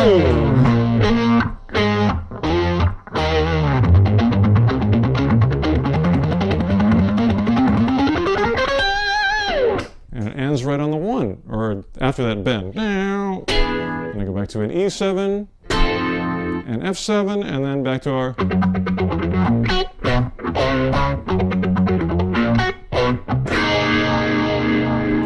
You got to make a good guitar face when you play that chord. Let me play without the octave divider so it's nice and beautiful sounding. And the last thing I'll tell you is for the maybe for the intermediate players, let's look at the solo, which is in it's all dominant chords, but it's shifting to different keys. I begin with an A7 and then go to F sharp 7. And just back and forth. And the groove is that sort of bouncy shuffle.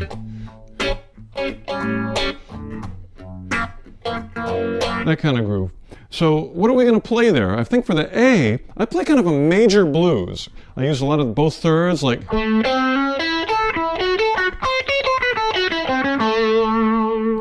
Now this is really guitar vocabulary. This is the kind of licks that guitar players usually play. So I'm thinking you already have some experience in this if you're an intermediate player. But just in case, I'm going to give you a couple licks. Let's try this one. Let's do a Dorian bend. That's a really good bend to have. And then let's go down like that. So we'll do that little pull off. And then both thirds, minor third and major third together, to the root.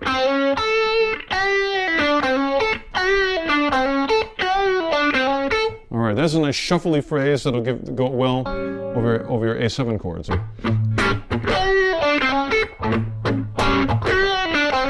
lot of stuff like that in there. But what happens when I go to the F sharp? I could just take it down and do the same lick 3 frets slower. But a lot of times it's cool to find this different key, but in the same part of the neck, so we don't have to keep shifting our hand back and forth. So to play F sharp 7 in this area, I'm going to play this scale. I'm just going to play it through it once to get the sound in your head. Here's the chord, and here's the scale.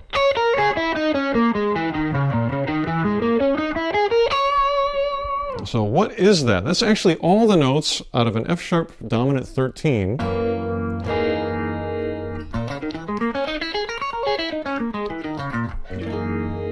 Except for the root. Your bass player can play the root. And you're very hip by not playing it in your solo. So all this is shape-wise. It's so easy. I've probably mentioned this in other lessons as well, but just picture a B-flat minor pentatonic scale. Very easy scale for guitar players. Everybody knows this one. But you got to change one note. And here's the note you change. Instead of playing that F, lower that down to an E. So that sounds nice over this. You can hear how those match up. All right, and then when we get to the bottom of the scale, we're going to do the same thing when we get to what would be the F note. We want to change that to the E. So it looks like this. There we go. You can hear how that sounds good. That note's actually in the F sharp chord.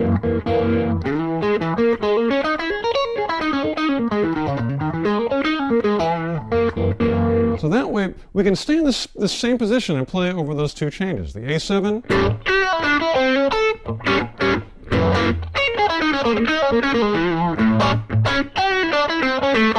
Oh, sorry.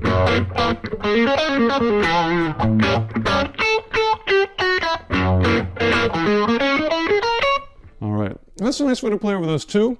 That'll get you started. And the rest of the solo, I do spend a long time in B7.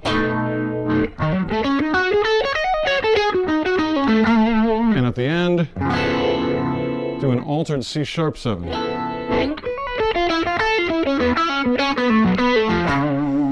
All right. All right, that is the pronghorn. Thank you so much for listening to those ideas. Check them out and rock and roll. It's time to talk about gear. And I had a really good time with the equipment that I used on this album. The guitars, first of all, I kept accurate to the song with the lessons. So in other words, if I gave a lesson with a particular guitar, that's the guitar that I used on the song. And for pedals, let's get to that right now. Now, first of all, usually on my pedal board, I use a pedal tuner. But on this album, I actually use this little guy that's on the end of my headstock. And it's a Korg pitch clip. And I just hit a note, and it goes, I can tell if it's in tune or not. In this case, it's perfectly in tune. All right, so that is how I stay in tune. And then on the pedal board, let's see what we got. I'm going to start here with the first pedal, which is an Empress compressor. And first of all, it's got really cool lights. Check out these lights. Oh, I'm going to turn it on. There we go. And you can hear the difference. When I play without it, I've got my amp set up to be relatively clean. But when I turn it on, it gives me a little more boost and makes the guitar more sensitive. So I don't have to hit as hard. I can play a little more light.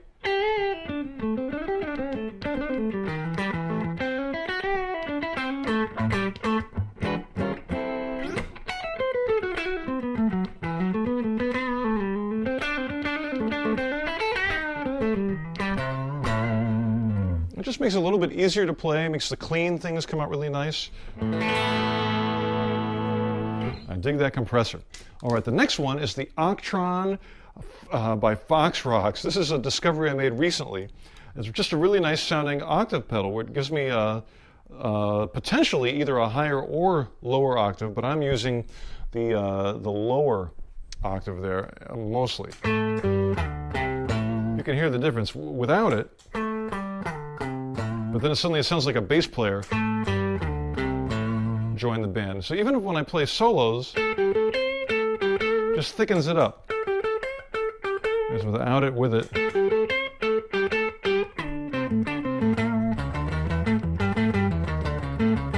Especially on those lower riffs, that's such a nice sound.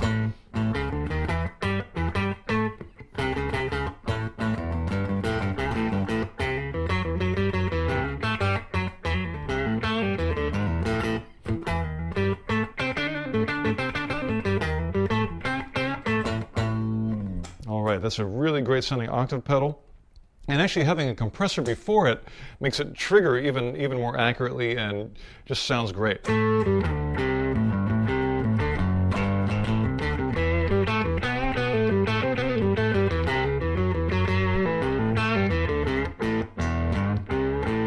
So that's a nice pair of those two.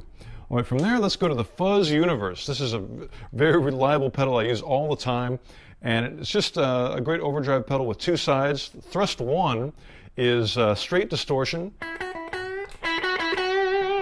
little boost on there as well, and then thrust 2 is even more of a boost. So if you've got a tube amp, which is what I'm using, it really drives it and you get more distortion of that. Of course, if you've got a giant foot like I do, you can get both of them at the same time.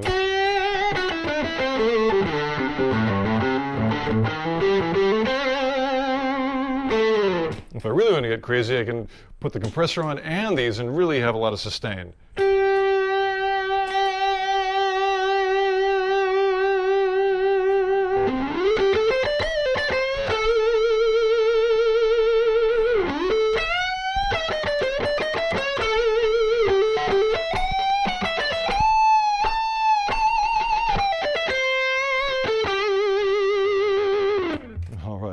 So those are them, and then let's continue on.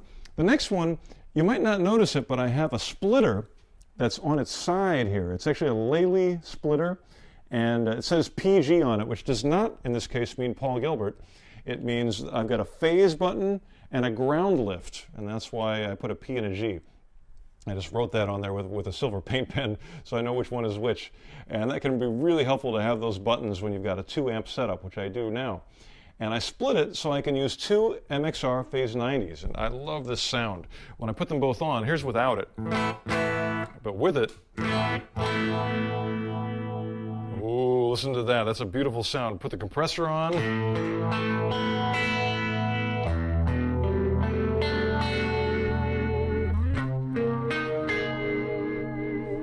Really big stereo sound. And combine that with the compressor and the octave pedal and a little bit of fuzz universe, and we get an amazing tone.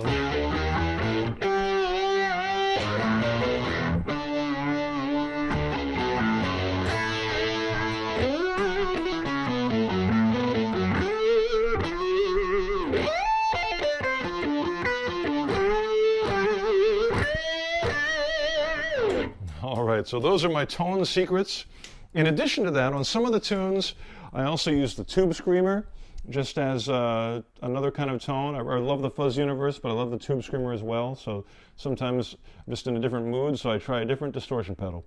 And the Empress Para EQ is a very useful equalizer that I kind of use to make a single coil sound more like a humbucker. And my Fireman guitars, most of them have single coils, so occasionally I'll thicken it up a little bit if I want to have more of a humbucker sound for a certain part of the song.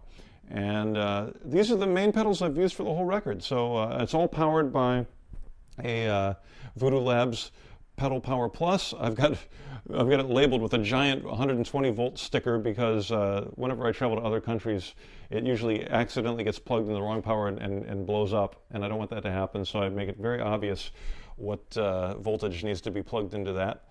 And that's it. It's a lot of Velcro, and it's a lot of plywood, and all my favorite sounds right there on my pedal board. Thank you very much. 1, 2, 3, 4.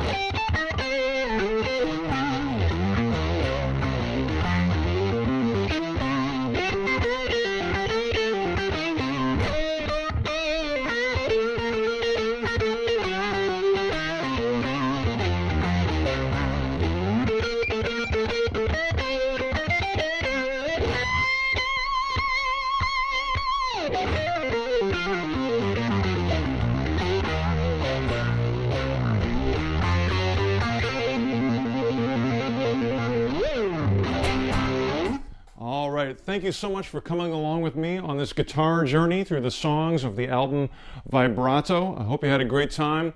I had a fantastic time. I'd like to thank everybody who played in my band. Kelly Lemieux on bass, and Thomas Lang on drums, and Emmy Gilbert on keyboards. They did a fantastic job. We had an amazing time making this record. Almost the whole thing is live in the studio. And I hope that you can use these ideas for your own music, whether it be specific things or just inspiration from seeing another musician who's excited about what they do. And that's it. So keep on playing your guitar. Learn one new thing every day. That's my only real secret I have, is if you learn one new thing, it can be a chord, a scale, part of a song, just one thing to add on to your pile of knowledge, one more musical tool to put in your musical toolbox.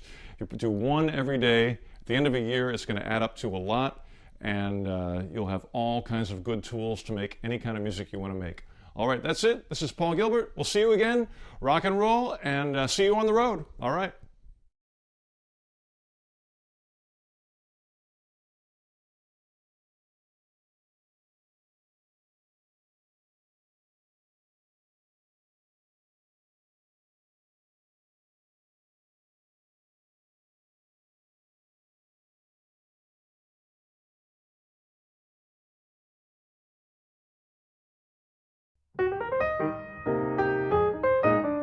All right, it's time to make one of my favorite things in the world, gyoza.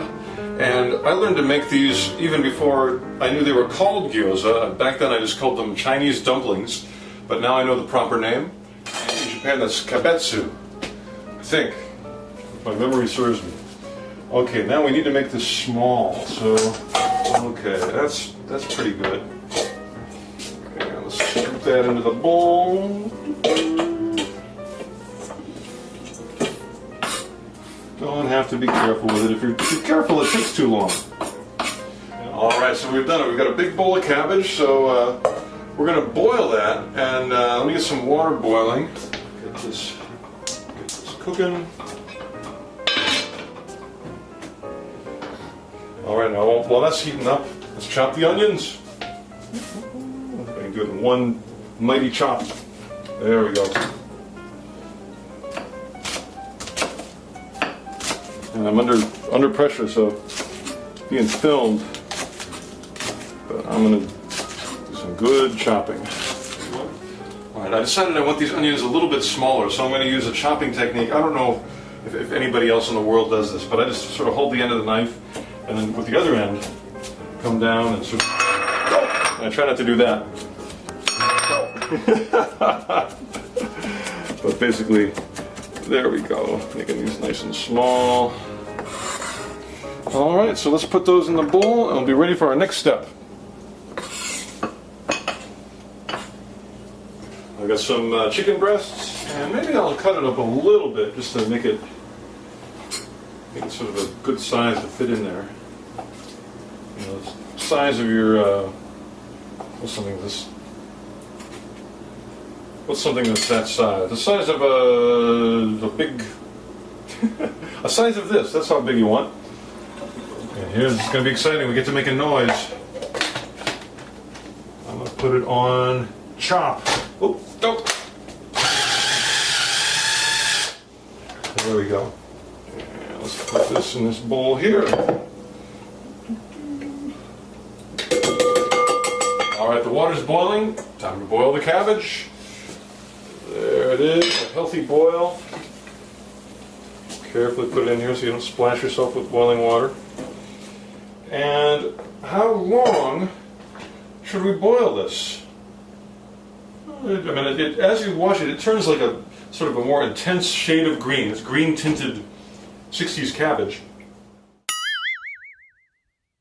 In the meantime, I've got to be able to drain it, so I need something to drain this with. And I'm going to use, alright, and I'll keep in mind, this is not, it's not a calendar, it's a colander. It took me years to figure that out. They're actually two different words. And let's see, for that amount of chicken, maybe, yeah, that's good. I'll do about that much. I don't really measure. I just sort of do it until I go like, well, looks delicious. I'll do that. I can add more later if I need to. All right, I think we're ready. The 2 minutes have passed. Careful not to spill the boiling water all over yourself. And woohoo!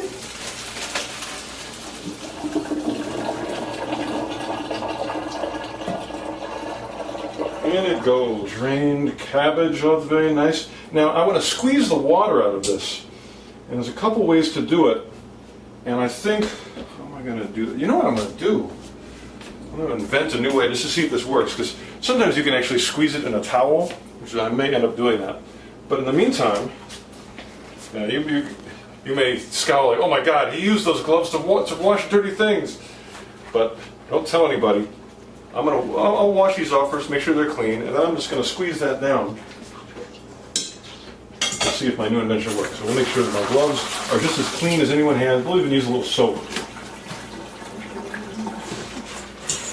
Squeeze all that water out. Ooh, that is a little hot.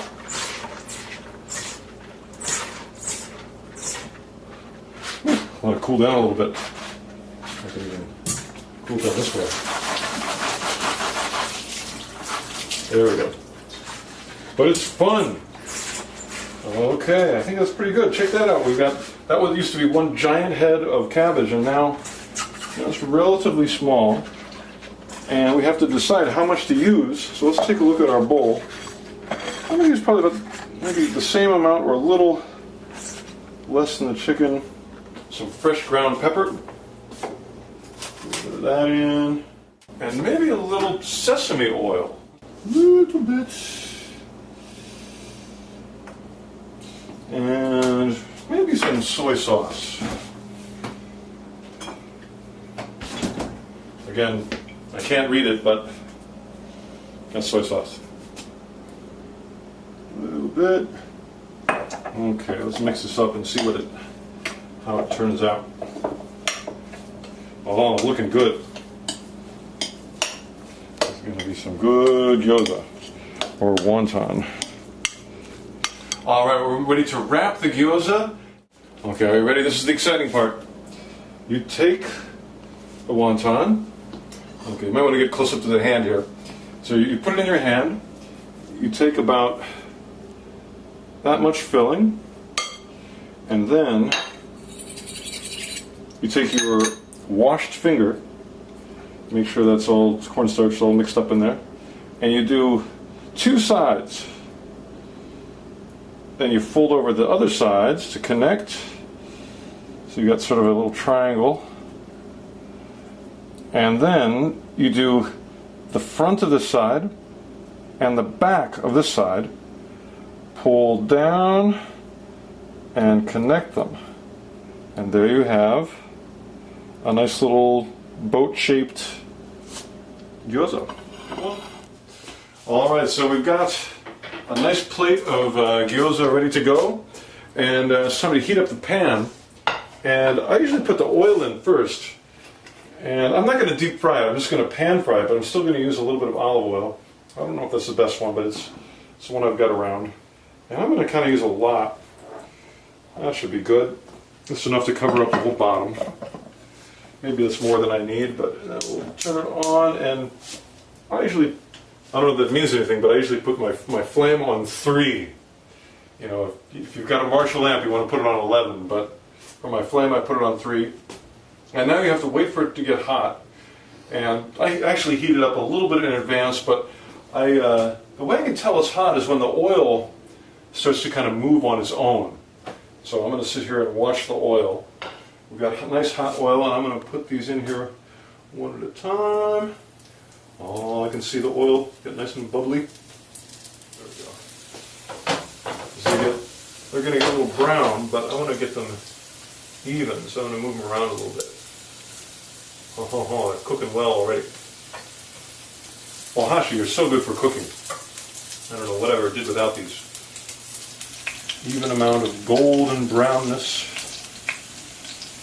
Oh, it's starting to look good.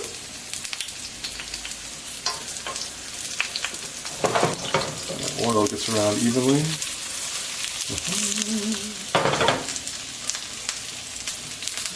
Okay, almost ready for the steaming.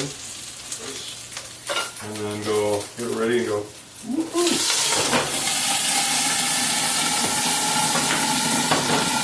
that's going to steam the gyoza. It's going to cook all the way through. And it's just sort of exciting. It makes a loud noise, and that's that's the explosive part of our gyoza cooking. And I don't know exactly, it's talking to me. I don't know exactly how long to let it go. Maybe another 30 seconds or a minute, just to make sure it's cooked all the way through. But it's hot in there. There's a lot of steam floating around. All right, I'm feeling good about this now. Turn my heat off. Get some protection. Slowly, I'm going to open it up away from me, because if I lift it this way, all the steam's going to come to my face. I'm going to put it this way. Some of the water from the lid dripped down. There we go.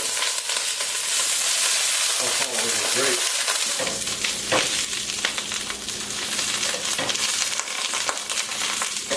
Special Gilbert family style. Okay, it's time to make some sauce, and I'm just going to guess at how much to use of each thing. But I think I'm going to begin with the shoyu. Soy sauce. A little bit in there. Oh my god. A little bit of vinegar. Now this is a big bottle, so I'll be very careful. I like vinegar, but a little more. Ah, there we go. And some ryu. A little bit of spice. Okay, there's some nice sauce. We'll bring it over to our table. Itadakimasu. And let's see, they all look good, but I'm going to pick my favorite one. Out of all these gyoza, my absolute favorite.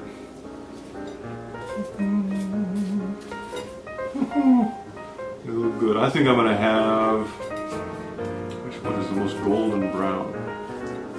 There we go. So here's the gyoza, ready to go. I think it's cooled down enough where I can eat it without burning my tongue off. I'll dip it in the sauce. And here we go. Itadakimasu.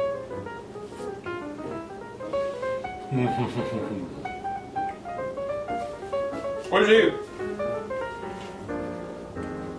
Well, there you have it. Some delicious gyoza.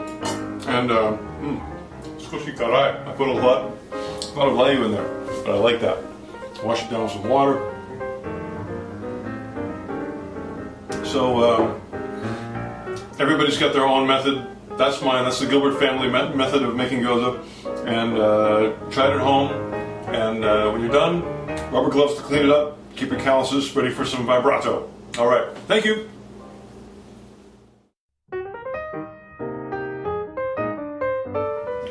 Well, when you make something in your kitchen, you do have to clean up afterwards. And I've learned an amazing lesson if you're a guitar player, which is that if you wash dishes and you get your hands wet, your calluses get all soft. And calluses are extremely important to me because I got to bend the strings all the time. That's how I get vibrato. So I've discovered the magic of black rubber gloves, and man, I love these things. You can, plus you can wash dishes with really hot water, and you don't burn your hands. So once I'm done, I just put on the rubber gloves, toss my oranges away, and everything's ready to be cleaned, and my calluses stay nice and dry, and life is good. I can dream about bending those notes without soft calluses. Nice hard calluses, and clean dishes at the same time. So kind of multitasking with that thing. In fact, even many times when I'm preparing for my day of rock and roll, I was watching my dentist, and he wears gloves. They're thinner ones than this, but I wear those too when I take a shower. That way I can keep my hands dry. And of course I do wash my hands once in a while, but just I don't want to soak them. You soak your calluses, they go away and you can't bend the strings anymore. And whammy bar doesn't count. You can get some good stuff with a whammy, but it's just not the same. You're bending with your fingers. So, thank you. Black gloves, we're ready for the next event. And our hands are nice